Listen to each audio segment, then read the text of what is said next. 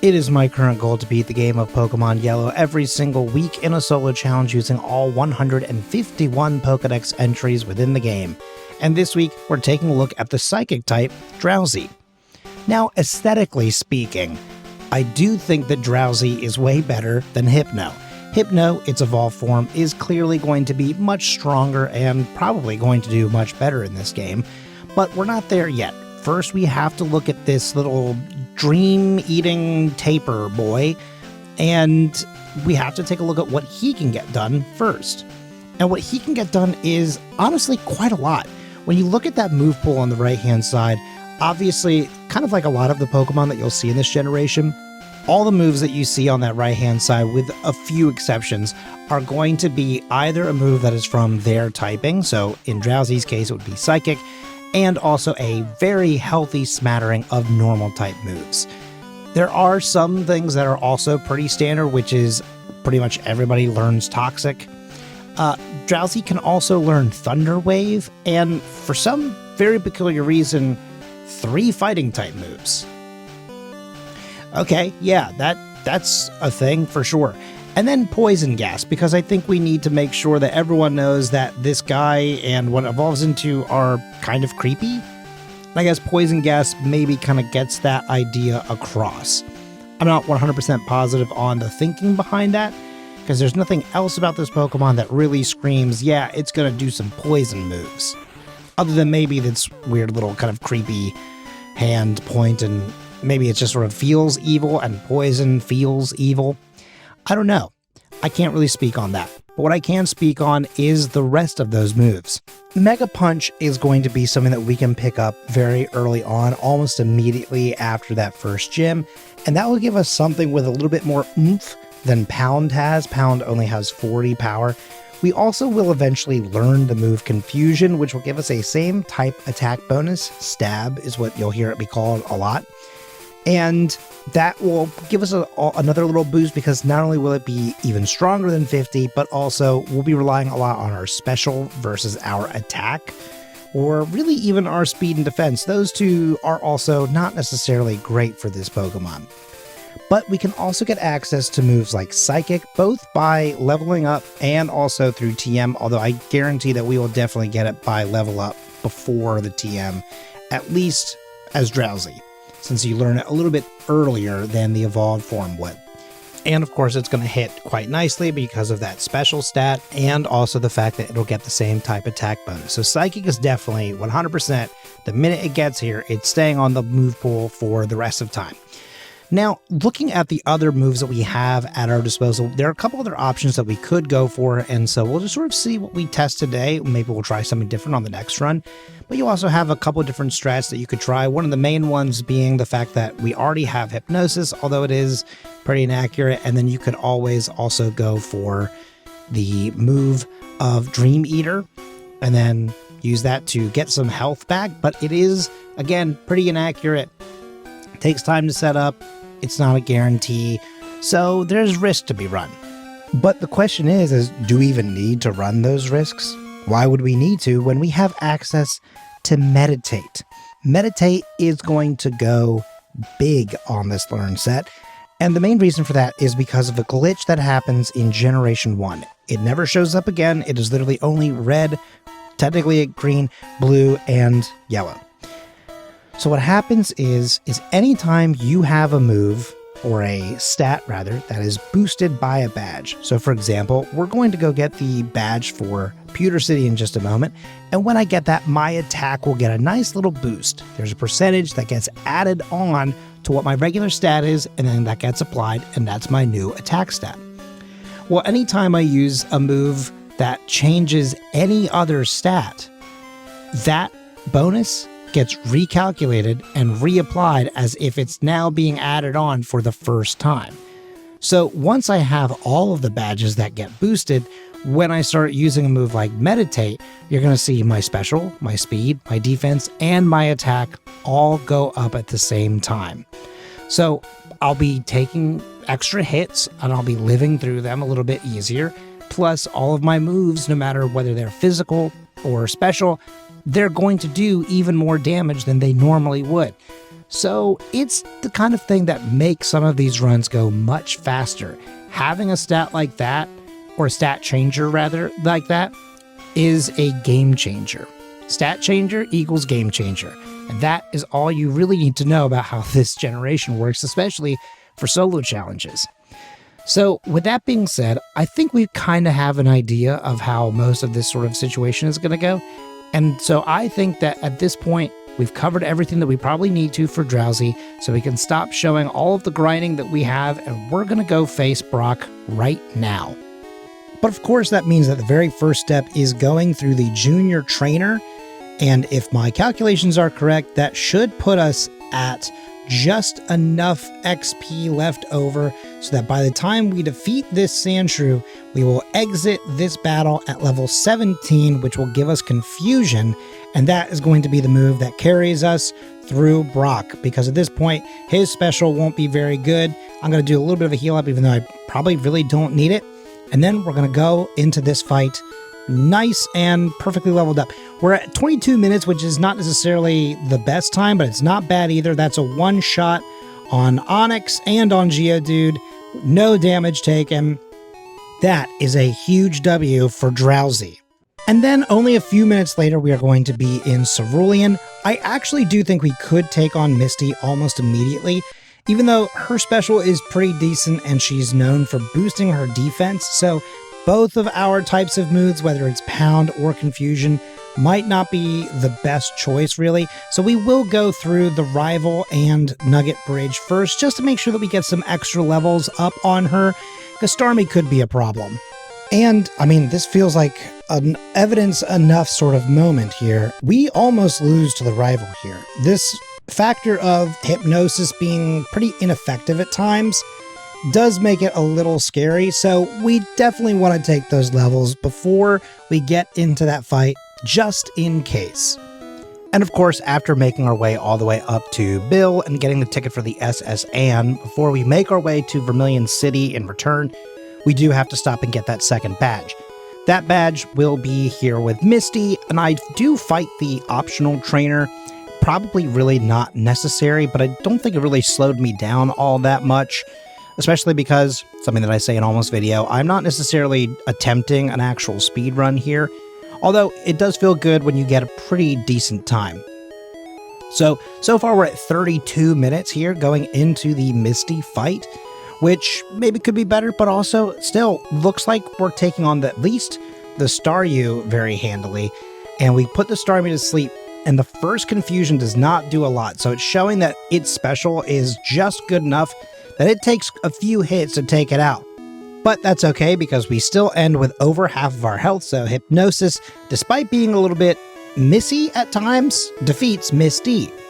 Then we go to the SS Anne, and of course our first stop is going to be picking up the TM for Body Slam. Although we have learned Headbutt, there is nothing better than picking up a move that does slightly better damage and also has the option of potentially paralyzing your foe.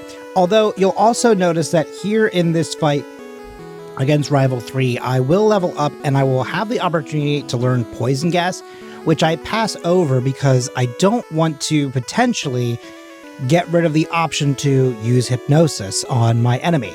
So there is a small chance that Body Slam could be the wrong choice, because then I might miss out on an opportunity to put them to sleep and definitely guarantee some extra moves. But there's a lot of different strategies that can be used here. Either way, I don't want to have two different statuses, or really three different statuses that I can pick from. So we'll go with at least the one that we know for sure will work for us. And we're going to take that move over to Lieutenant Surge's spot. And I'm going to try and use Hypnosis. I missed the first time. I get it the second time. It's looking bad. I'm very low on health. Luckily, it basically just wasted time. And as always, Surge could have won. Surge could have easily taken that W, but instead he does not. And so it's another first try for Surge, and we move on. And normally that moving on moment would be going to Celadon City. However, I recognized I was just a little sliver away from getting Psychic, so I stopped just north of Lavender Town, got that last little bit of experience that I needed so that I could learn that move, because it's going to carry us through really the rest of the game, but especially the next gym. So we got that little extra XP, and then we can cut over to one of our favorite little scenes that we do. People typically love the way that I do this sort of quick edit here. I don't always do this when we have a Pokemon that maybe struggles in this gym. I like to kind of show that a little bit. But also, it is a fun way of showing that I'm fighting basically every person here, because it's good experience, actually. This is one of the gyms I think that typically feels the best in terms of getting extra stuff in. And once I'm done fighting all of those trainers, I move on to Erica, where Tangela is actually probably the largest threat within this gym.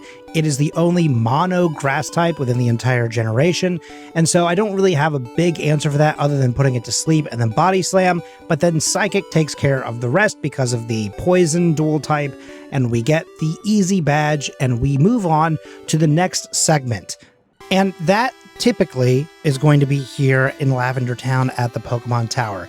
There are very few exceptions to the rule in terms of the order of operations for me in this section, but it is the thing that makes the most amount of sense. Whether you go to Celadon to pick up the Pokédoll or to get the Sylph Scope, you have to go there first before you can really truly finish this area, so it is the most logical next step.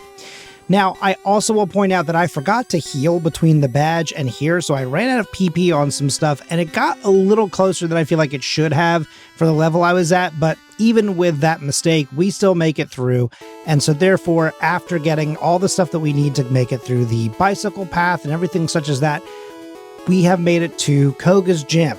I had one last person left before him. I did have to heal after the person right before this one. But after getting a little bit of healing in, I was able to go fight myself and I guess my dad. That sounds weird. But I fight my evolved primary form, my ultimate, I don't know. Either way, I get through that. I heal up a little bit, I save, and then we go up against Koga. Now, we are a little low in the level. However, by setting up a little bit, I realized, wait a minute, it doesn't matter. It's not going to change my special. I can just hit Psychic, though, and for sure, it'll be a one-shot on everything, and I was correct.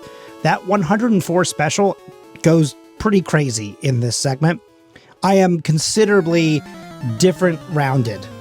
The attack speed and defense are well-rounded. They're all basically within the same range, but my special is going bananas.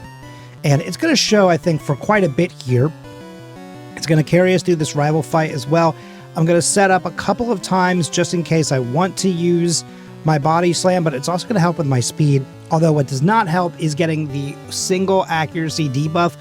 Luckily, that is the only amount of debuffs that I have there, because already Hypnosis is down to 39% and the other moves are down to 66%. So that is not looking too solid for us. We miss quite a few times against Kadabra. It's getting, unfortunately, a little tighter in this department. But even with being disabled on Hypnosis and everything such as that, we do finally get that good hit against the Jolteon, and we have defeated our rival here at Silphco. And with the rival down, that means that we can move on to the last of the two mandatory fights in this area. I didn't do a lot of training in Silphco today because, I mean, if you look at the time, I'm doing pretty good. I actually think I could probably get to this portion a little bit faster in a secondary run, but I really only did mandatory fights, and also I, of course, fought the person on the 10th floor to get to the extra rare candy and the Carbos that's on that floor. And then, finally, after the Team Rocket trio is no more, I get to move on to Giovanni, who... this is my first time in this run playing against him, but he is quite simple. Psychic carries the match. We are sitting pretty. And so after he is done yapping, we will dig out of here. And I really love the transition when I get the ability to go from dig there directly into Sabrina's place, because it's the same color for the city, right? You know, all of Silphco and Saffron are all going to be in that yellow. And also the teleport and the dig happens to be kind of the same animation. So I just feel like it's a really fun transition. What is not necessarily a fun transition here is missing the Hypnosis a number of times and getting debuffed on accuracy -5 times. Then finally -6. There it is. There's the full debuff.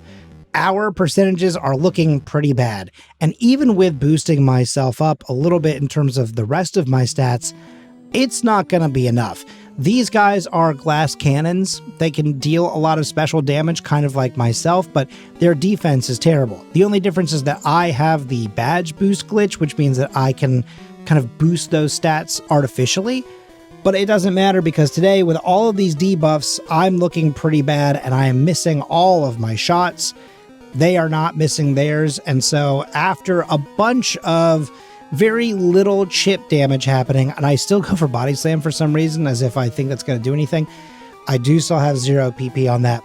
I am doing my best here, but it is not enough. I have to take my first reset at just shy of an hour 10. Not what you love to see. Missing that first hypnosis was pretty bad, but then it just kept getting worse and worse and worse because Abra only knows Flash, and it's just going to keep getting worse for me if it keeps hitting me with those. Luckily, this time we get the hypnosis off pretty quick. So far, no debuffs, so I get to set up a number of times here using Meditate. It's going to get my attack up pretty high. I honestly probably didn't even need to go to +6, although it does help with outspeeding Alakazam. And that time, because there's no debuff, I defeat Sabrina and I get the 6th badge. Therefore, we get to dig out of here and go to Cinnabar Island.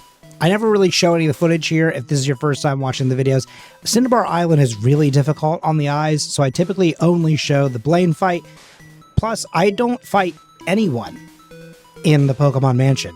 All of the fights there are optional, so I never do any of them. So there's not really a lot to see there other than the hidden rare candy and the extra one, which I have picked up, not used yet though. I don't think I need them just yet. As you can see, even with a few setup and everything like that, I'm under-leveled compared to Blaine's team, and yet we make it through with probably about 80% of our HP.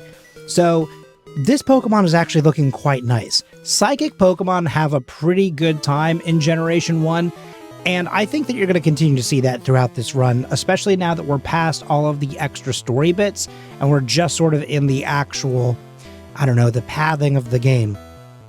Now we're on to the 8th and final okay.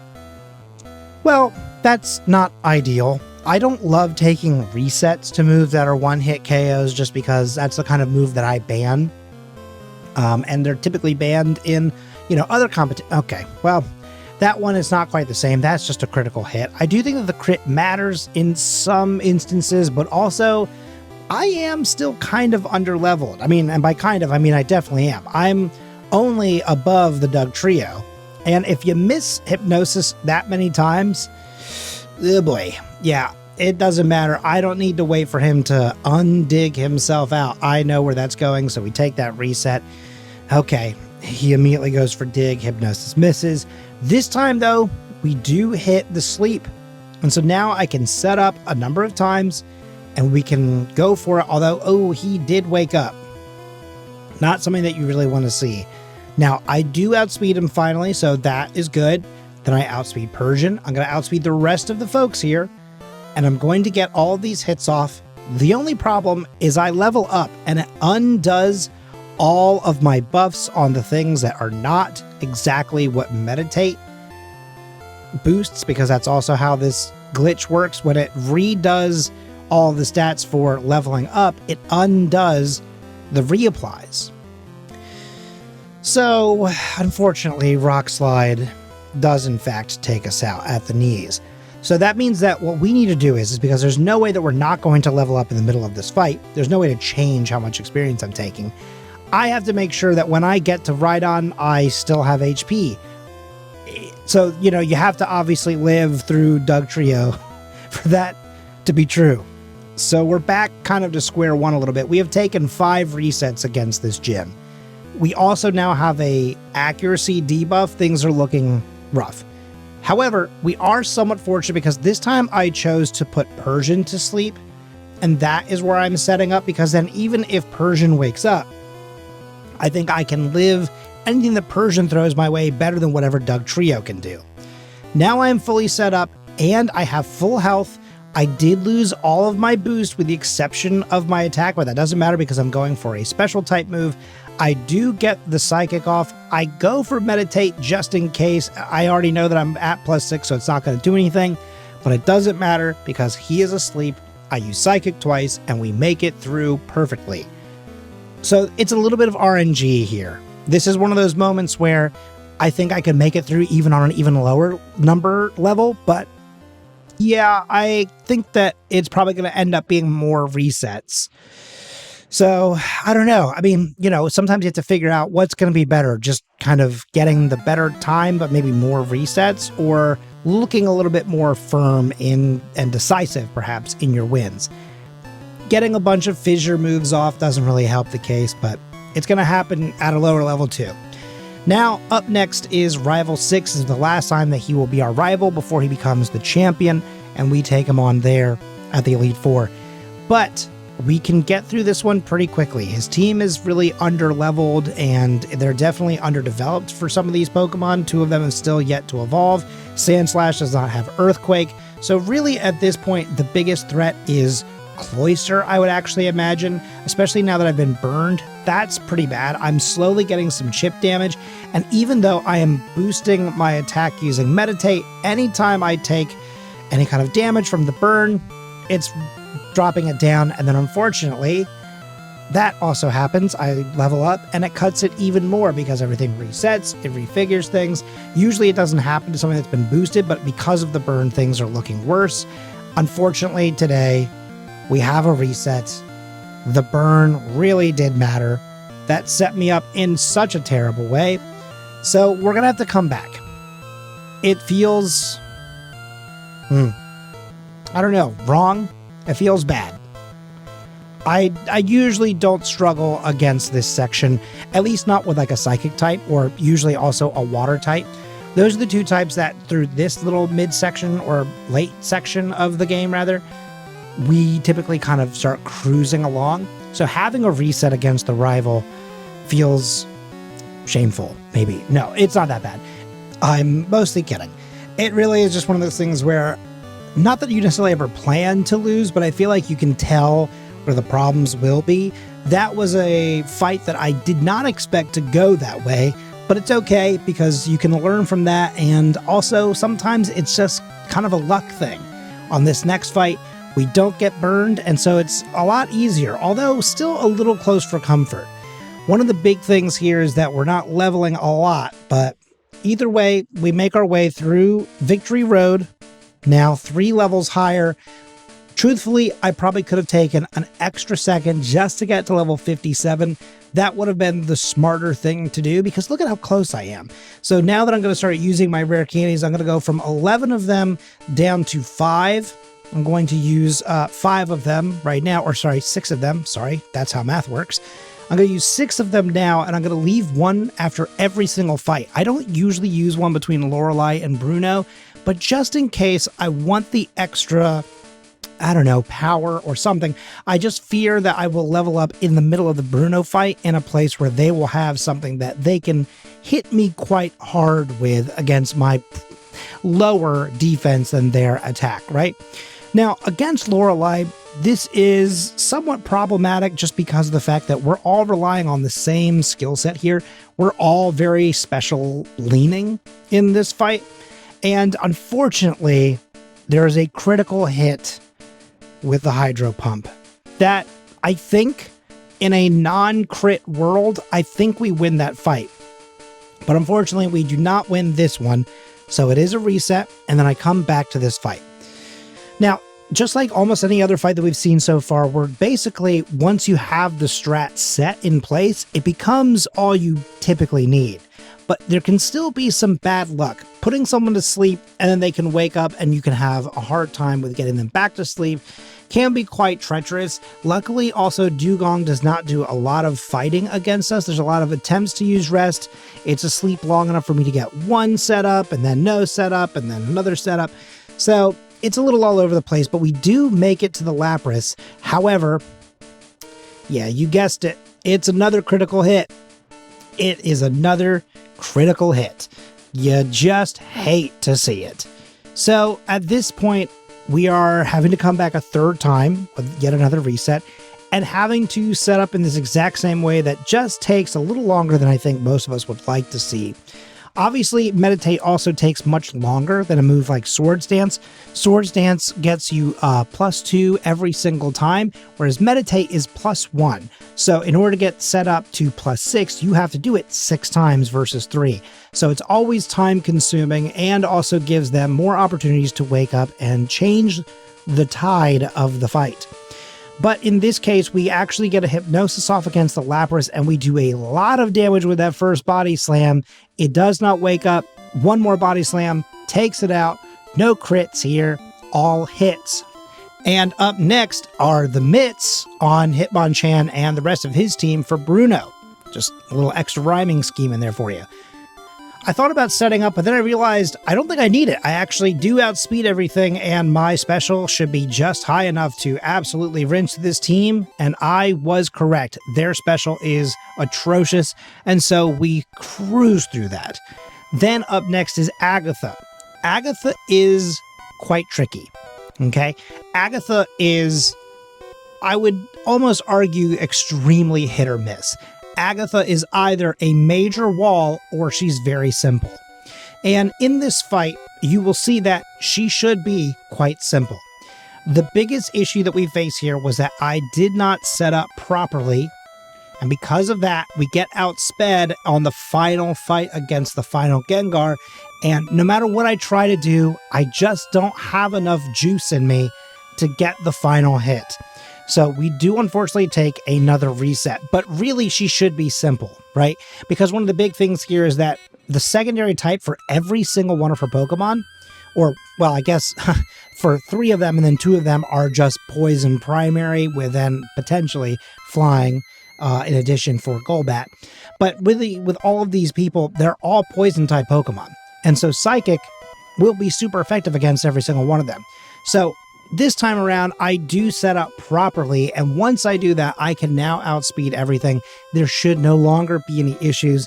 The first time through is not so much of even necessarily user error or whatever. It's just a little bit of maybe trying to go a little bit too fast and not thinking for just a brief moment about getting just a little bit of setup. Even on that second one, I don't think I needed quite as much setup as I had. But you know, you find the edges of things and you work around it. I was trying to get through this in under 1 hour 30, but now we're at Lance at 1 hour 30. Okay, a few extra resets still doesn't kill everything. We are basically at the end here. So if we can get set up properly, which we do, it just takes a hot second, and Gyarados gets a couple almost scary hits in here. But even with that, once we have that set up, we can cruise through the rest of this team. Lance's team does not stand a chance against +6 and Psychic. Stab attack, we're looking good. We're going to use up the last 2 rare candies. Then we're going to heal up, use an elixir, make sure that we have all of our PP at our disposal. And once we are fully set and ready to go, we will save the game one last time and we will walk through that door. This is it, folks. We are at level 67, 10 resets, 1 hour 31, about to hit 1 hour 32. What can Drowzee do? Well, what Drowzee can do is he can set up with Hypnosis. Then, just like all the other fights, we're going to set up with Meditate. Now, as long as Sandslash can stay asleep, we should be able to get through a lot of this. He does wake up, but this time around, Hypnosis does hit an extra time without any misses. So, we have made it through Sandslash. Up next is Alakazam. He is very weak defensively, so Body Slam is great. Exeggutor lives with just a sliver of health and gets some chip damage in with the Leech Seed, which does help out the Cloyster here when it does not get one shot, but we get through on 2. Up next is Ninetales. Ninetales was the reason that we lost the last time to this guy, but we one-shot him, and then we get Jolteon down to just the smallest bit, but Pin Missile is not enough, so Psychic takes the win, gets us to level 68, and at 1 hour, 32 minutes, and 35 seconds, we have become a champion with Drowzee only. It just goes to show that in this game, once you know all of the glitches and all of the things that are at your disposal, you really can get a lot of these Pokemon through in very good times. I do think Drowzee can drop down a little bit more. 5 minutes, 10 minutes, who knows, maybe more. I do think that it's a pretty competitive Pokemon, just maybe not so much as like a Mew or a Slowbro. If you've made it this far into the video and you're not already subscribed, I would love if you would consider doing so. Try to make it to 500 subscribers this year. And every comment, like, share, anything that you do to engage this content helps out smaller content creators like myself, and I appreciate it a lot. Be kind to yourself, be excellent to one another, and I will see you all next week for another solo challenge in Pokemon Yellow.